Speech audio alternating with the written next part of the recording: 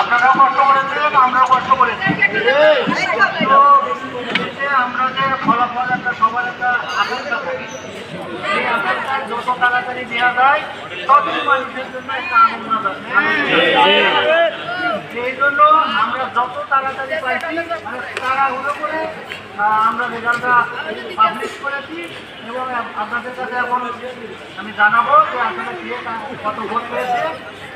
আমরা হলো 65 নম্বর কেন্দ্রের জন্য দায়িত্ব ছিলাম। আমি প্রিজাইডিং অফিসার হিসেবে আমি মোহাম্মদ আলমী সরকার, আমি কৃষি মন্ত্রণালয়ের প্রোগ্রামার হিসেবে আছি। আপনাদের এখানে 65 নম্বর কেন্দ্রের প্রিজাইডিং অফিসার হিসেবে দায়িত্ব পালন করেছি এবং আমার সাথে সহযোগী হিসেবে ছিল 5 জন এবং পুলিশ অফিসার ছিল 10 জন।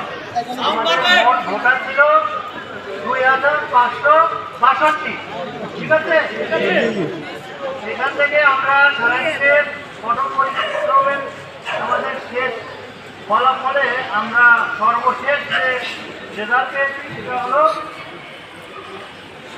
ভোট অবৈধ ভোট, মানে বাতিল ভোট, যেটা বাতিল ভোট সেইটা পড়েছে আমাদের 16টা।